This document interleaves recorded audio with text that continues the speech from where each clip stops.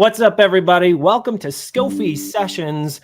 My name is Jonathan Schofield. I am your host. My friends call me Scofie, and we are so glad that you are here with us today. Today is a little special. We got something a little bit different for you. And if this is your first time hanging out with us on Scofie Sessions, I'll give you kind of the too long don't read version of what we're doing here.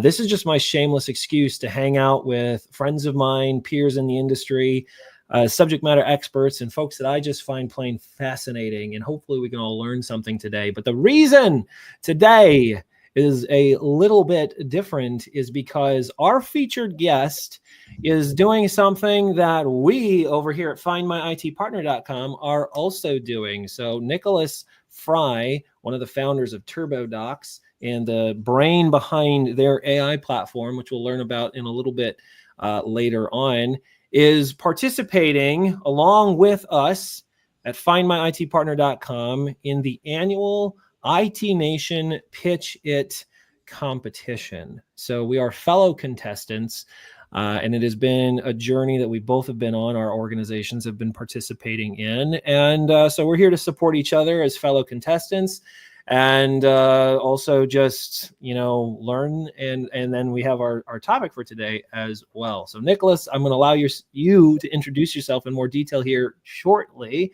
but we're so glad that you're here. If you joined us because you accepted an invitation to join us, or you like saw it on LinkedIn or something, you're like, oh man, this looks interesting. The topic for today is R.I.P.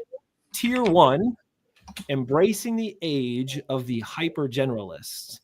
And so if you're a managed IT provider, you work in the IT services industry in any capacity, you have a focus on help desk services that you're a part of, or you help provide to your customers, and you have any interest in artificial intelligence and the impact it's going to have on the IT services industry, then this is your place. These are your people, and we're going to have some fun today. So Nicholas, so glad you're here. Take a second to introduce yourself to our viewers today.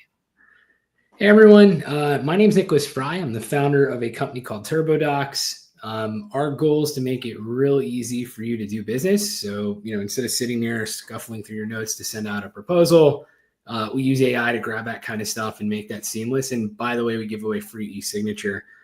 But my background is kind of interesting because I started off as a software engineer. So at the kind of genesis of my career, I spent time doing bits, bytes, and code and writing some of the software that you guys might be using today in some capacity, or kind of, I guess, what was behind it. Then I moved into like solutions architecture. So building out customer data centers and cloud deployments and all that fun stuff. And then I went into software sales, and kind of seeing it from all these different angles really changed my perception on the industry. And how, I know you asked me openly, you're like, well, what's a good title for this? And I'm like, I'm going to say something controversial, and I'm sure people aren't going to be happy, but I truly think Tier 1, the way as we know it, is going to change and potentially die. Now, die doesn't mean like disappear. There's not going to be a front line for humans, but kind of the bar is raised. So that's kind of my perception, seeing everything. And even as we build our platform, just seeing the effects that we have just behind the scenes. I can't even imagine in front of the scenes too. Well, I'm so glad that you are here. Thank you for sharing a little bit of your background there and teasing the conversation we're about to have. If you're with us today, either on YouTube or LinkedIn, or you're watching this recording back later, don't be shy. Jump in the comments like our girl Jessica did and say hi. We're glad that you're here. Let us know where you're from if you want to, and possibly like if you are in the IT services space, what it is that you do. We're very fascinated, and we want you to participate in this conversation. Okay, so Nicholas, we're both contestants in Pitch It. I would love to hear from you. Like, what was the draw for applying? Because not everybody who applied to be in Pitch It was accepted. What was the draw? What do you hope to get out of it? And what's been your experience so far? Yeah, great question. So from my perspective, my whole background started on the enterprise side. So think of the larger companies with larger deployments of similar technologies like an RMM. And the MSP space has always been interesting because that's where most of my customers are at. And the way how I look at Pitch It, for those who are looking to apply in the next cohort, think of it as like a 1 hour to 2 hour a week MBA, where it's an MBA tailored around the MSP industry specifically. That to me was kind of the lure, and the experience so far has been really good. I learned a ton about just how people think and operate, and bringing in a lot of these like industry experts, some of these awesome sessions we had really shined some light on where we should be focusing our time. Definitely been worth it. Awesome cohort. And, we're all kind of uplifting each other together, even though technically it's a competition, but it doesn't feel that way, which is a good thing. Like, it doesn't feel that way in the sense that we're all sort of helping each other up, right? It's not like slicing necks here. So, that's right. Well, that's always been something that I've very much appreciated about the IT services space. It's,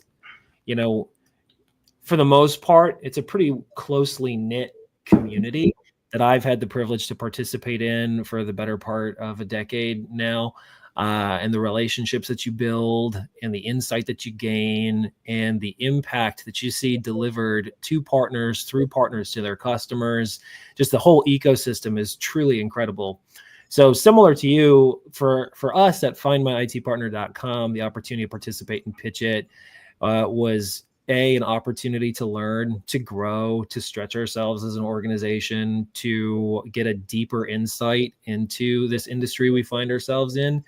The competition component is, of course, interesting and exciting, and fully expect to give everyone a run for their money as we're able to when the actual pitching comes around. But in the meantime, the sessions, pretty insightful. The subject matter experts they've been bringing in, some pretty useful information. Looking forward to our next one this afternoon.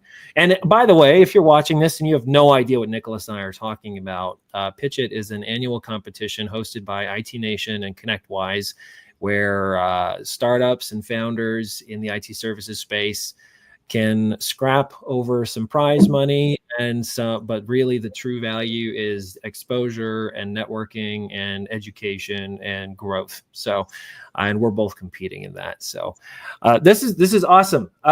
Okay. So you made some statements, and when we were planning this a couple of weeks ago, Nicholas, I know I kind of put you on the spot. I was like, give me something that you might say, words that might come out of your mouth that other folks in our space, when they hear them, might raise an eyebrow and say, and then even then you were like, tier one is dead. Tier one is going away as we know it. So I want to, now that we're kind of in our topic for the day, I want to start here. Let's start by articulating the status quo as we see it for IT providers, right? What is their reality right now? What's the future state that we're going towards, right? And what IT providers need to be thinking about as they, need to start transitioning from this status quo to the future state. Does that make sense? Yeah, it does. And I'm curious your thoughts first, because I'm going to say some opinionated stuff. So I want to see kind of where your mind's at before I open my mouth. So, I see the status quo. IT services is not a new industry, but it has been a constantly evolving industry for sure. And you can look at the trajectory from the 90s through the early 2000s to today. There's some kind of watershed moments in technology and industry and the economy that have really propelled and launched the industry into that next wave, right? You had the break fix era where folks were really focused on, hey, I'm your guy to come plug in things and lay down some cable and fix what's broken and be your IT guy on call, so to speak, to this evolution of what we call managed services, where, no, I'm a strategic partner, I'm a critical component to your business, and I'm the guy that's here to bring you through all of this. In a much more sticky fashion. And cybersecurity was the next one. Compliance closely on the heels of cybersecurity. And now we find ourselves with the most recent, launch in that evolutionary process, artificial intelligence. And I was dubious at first. I think like a lot of people were, that, okay, is this really going to have the impact that everyone says it's going to? And It wasn't until recently that an idiot like myself, so you're a coder, you're a developer, you're a software engineer, you shared in your story, that's where you started. I am not. I'm a connector of people, and my superpower is connecting folks, which is why findmyitpartner.com is what it is. We seek to connect SMBs to IT providers, and that's our superpower. But the light bulb went off in my brain when I sat down with an LMM in recent past, and I said, "Hey, I want to build an app." And I gave it very detailed instructions of what I wanted it to do. And in under an hour and for less than the cost of a burrito, I had a working proof of concept without writing a line of code. And I'm an idiot, Nicholas. I don't know what I'm doing, but I had something functioning. I can only imagine that power in the hands of my partners, my IT providers across the United States. It's incredible. These guys are smart. These folks know what they're doing. They know the application of it, or they're starting to realize the application of it. So the status quo, I think there's a lot of confusion. I think there's a lot of ambiguity for a lot of IT providers. And what's the real impact? Even more impact on how they're going to sell it, how they're going to position it, and what's it going to change about their day-to-day reality. Future state, growth for those who adopt and adapt and master. But I do think you're going to see a lot of folks fall behind because they're going to be stuck. Just like we did with cybersecurity. It wasn't enough to be good at IT. You had to become a cybersecurity expert. I think you're going to see the same kind of evolution with AI. So that's my thoughts. Yeah, I agree with a lot of what you said. In my opinion, the part where I see it a little differently is if you look at today's world where, if you think of any business, whether it's a two-man band or a squad of people who are looking to, grow a services org, there's almost like 3 or 4 pillars. There's the person who sits atop a funnel, person who makes a sale or markets, posts on LinkedIn, advertises, go to chamber of commerce meetings, whatever. There's the person actually doing the work. So that's installing the agents, looking at the services board, looking at the project board, whatever, getting things stood up. And then after that, farming it for the revenue. And then there's this kind of like third role that's somewhere in between, which, and I'm just breaking it into like pillars. One person might have more than these, right? And that's kind of the renewal aspect, because when you're in an MSP, every month, every year, whatever your contract duration is, you're fighting for that renewal because there's a guy right next to you who's probably offering the same thing for a lot cheaper. Why you, right? And with that said, when you look at the way, like you just brought up with AI, how there's amazing tools like Builder. One of my good friends works there, where you could just type in words and have an app appear in front of you. The barrier to entry is drastically lowering for any type of role in the services business. What I mean by that is, I'm going to date myself. Like when I had to go troubleshoot like Active Directory group policy objects, right? So these are literally like configurations that you apply at scale to computers. It was a pain. You get these weird logs, weird errors. You just sit there and Google it. And usually it wasn't the first result, but like second, third, fourth. So I went and read through all this. Whereas now I just go on Copilot or ChatGPT and just type in error. I'm using this provider or this stack, whatever, figure it out.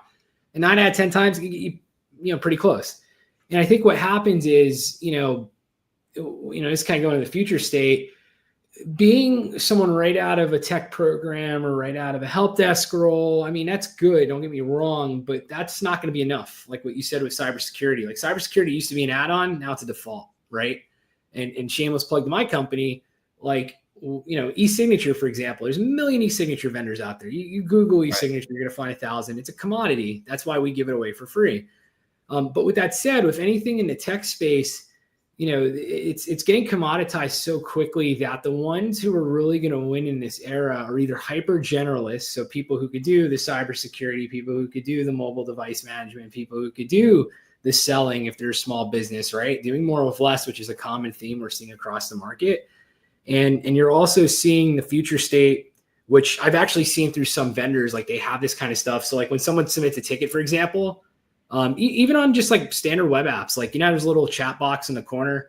Some of them connect you to a live person. Some of them, there's like what I call dumb AI that sits in front of it and you got to go back and forth. But now what they're doing is there's vendors out there that will train on your knowledge, whether it's your documentation or common knowledge, like things that people should know.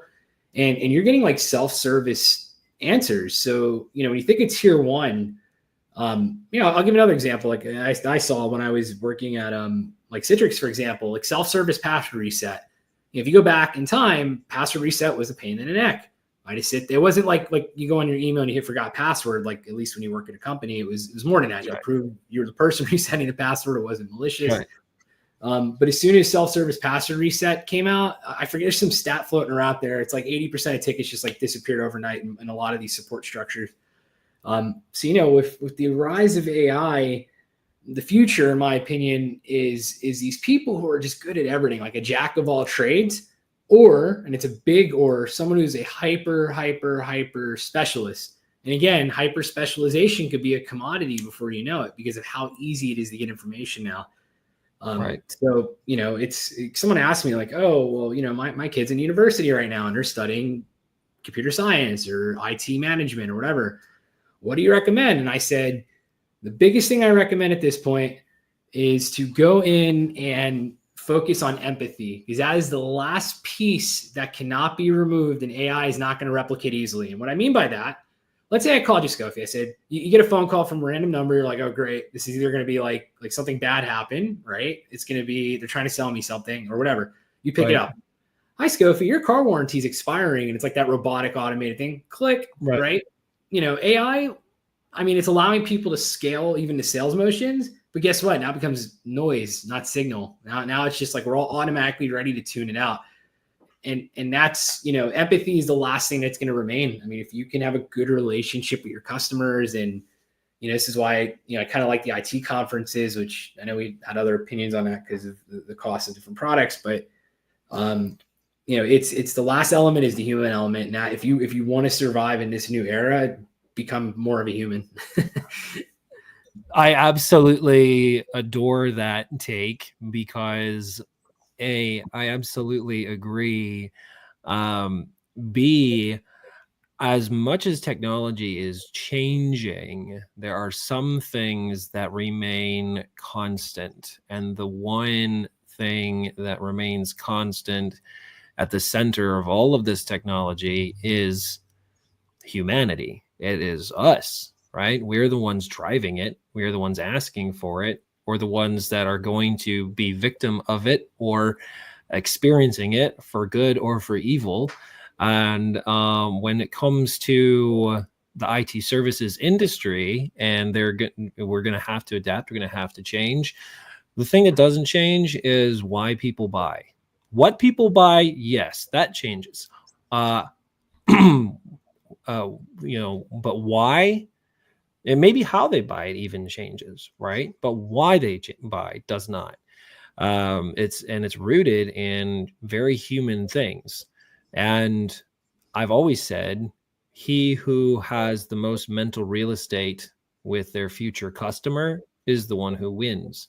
Can you earn mental real estate through AI? Maybe to a degree, right? But authentic, physical, human connection, our capacity to master empathy and be that physical connection with our clients and our customers and our prospects, those who master that, I agree with you, are going to have an advantage when all the other prowess available to us from a technical, side of things, the playing field has changed. I'm not going to say it's totally leveled, because, like I said, I developed using AI. I launched an app, but like there's still major parts of that before I could ever even show it to someone, that I need someone smarter than me to help me get it the last 20 feet down the field into the end zone, so to speak, right?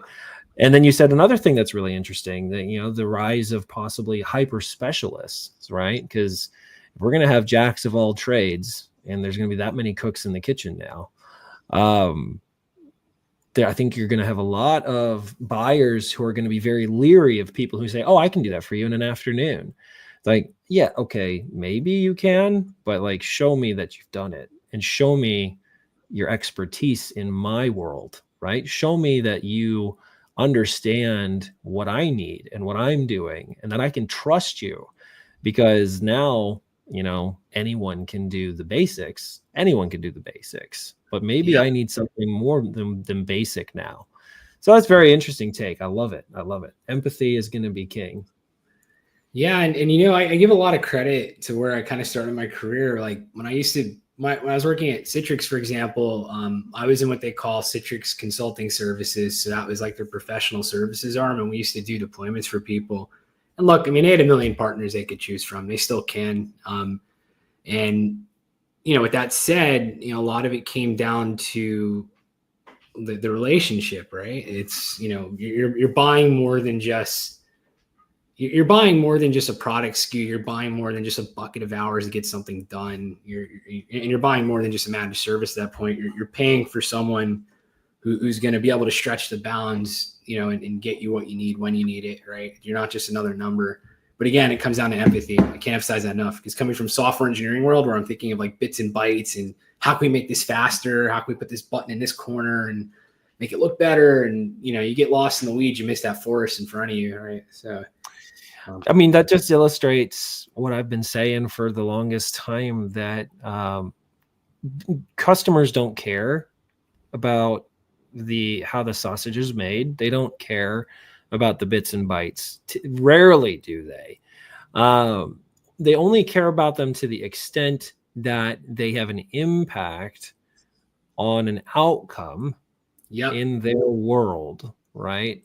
So like, if I come to you and I'm in insurance and I say our claims processing standard operating procedure is really painful and it takes us a tremendous amount of time and it's tedious, it has to be accurate, and it's a critical part of our business, but we hate doing it, right? And you come in and say AI. I'm like, just show me the way. And if AI is how you do that, great. The customer isn't going to super care. They're not impressed necessarily with the bits and the bytes. But if you show me, oh yeah, I can reduce this whole process in your business, I can make it, 3 times as fast, cost, 5 times less, and allow you to free up resources to deliver better outcomes to your customers. Now all of a sudden the buyer leans in and says, oh, tell me more. Oh, you mean AI can help us do this? Show me the way, trusted advisor. And the only way you're a trusted advisor is if you have empathy. The competence isn't everything anymore. Yeah, and I'm going to piggyback on that with a controversial thing that just happened. Are you familiar with Builder AI? The whole controversy there. I could recap it for those who don't know. I don't know that. I'm familiar with Builder AI. I'm not familiar with the controversy around them. So Builder AI has been around for a bit, and they were one of the first players saying, oh yeah, AI could do everything. Now remember, don't quote me on this, but I'm pretty sure it was like pre-ChatGPT. So like my experience of OpenAI, like that company, was before ChatGPT on their DaVinci models. I was like an OG, or I like to think I am. So Builder AI was this company that came in and said, oh yeah, we have all this AI, could do all this magical stuff. They raised billions of dollars from huge companies like Microsoft and have all these marquee logos. Turns out their product, I hate to say it, like a lot of startups, wasn't real. It was actually like when you were typing in, there was some dude in India on the other side of it who actually was responding and was emulating AI. Now, again, if you go back to outcome-based selling, that's what it was. They sold you an outcome. But where it gets controversial is the fact that they positioned it as like true AI. It wasn't. But it, I mean, it's a balance. But yeah, I mean, at the end of the day, if you're a business and you say, hey, I have a problem that's making me rip my hair out, you're telling me for $20 a month you have a solution. Well, let's hear it. That's right. Unless there's like compliance or security or weird stuff around that, they don't really care how it gets done, right? As long as it offloads it from them or their team, and it makes more sense to pay than to do it themselves. That definitely presents. So I didn't know that was Builder specifically, where that was where that particular controversy came from. I had heard that story before though. And yeah, it does piggyback off of what I said earlier. It's like, they don't care about the sausage, how it's made. They care about the outcome, but it does add another layer of nuance, because what else do they care about? Well, they do care about integrity. They do care about, can I trust you? And so if you're delivering this outcome through some disingenuous way, or and that can absolutely come back to bite you. And that adds another layer of responsibility on the service provider, because now that everyone can position themselves as an expert and everyone can deliver to a degree these outcomes their customers are asking for, how you position yourself with your clients is now more important than it's ever been, right? I think the wise provider is going to position themselves as they are growing right along with this new technology. Yes, I am your trusted advisor, and I'm going to take the lead on these things. But I think it's very dangerous for an IT provider to say, no, I am the authority, and I'm going to be, I am the authority on XYZ thing, when it's very likely in 6 months, it's all going to be different. It's all going to change. You know what I'm saying? 100%. And, just thinking of like other controversies recently, like, people are preying on people like that, and it's horrible. Like, do you know the one with the Soham guy on Twitter? You know about that one? The guy who had like 20 jobs at 20 startups. You familiar with that? No, I'm not familiar with that. Okay, so this person was preying on these like Y Combinator companies and saying, "Oh, I could go in and work for you," but this person did it in parallel. So think like multiple laptops, Spider-Man, arms and legs typing on keyboards and stuff. Stretched himself too thin, wasn't able to deliver, was fired from a lot of places. And with that said, like I think I mean, my true belief is that this outcome is a direct derivative of like how easy things are. And a lot of people trust but don't verify, which to me is so wild. It's if somebody's, especially a software engineer or an IT engineer, like somebody who's an expensive resource. I mean, now that the bar has raised so much, right? Like, if I ask like a basic IT interview, like one of my favorite ones, and this I used to ask it when I used to interview at a different company, how do you modify your host file? Tell me just how do you get to your host file on Windows? Yeah. To an IT person, like, yeah, you could Google it. Yeah, you could go on ChatGPT, but usually there's a war story behind how they found that to begin with, because they were debugging some weird issue. And right there, just that question is a differentiator between like, hey, I'm right out of, a help desk role, and like, hey, like I really had to get into the weeds.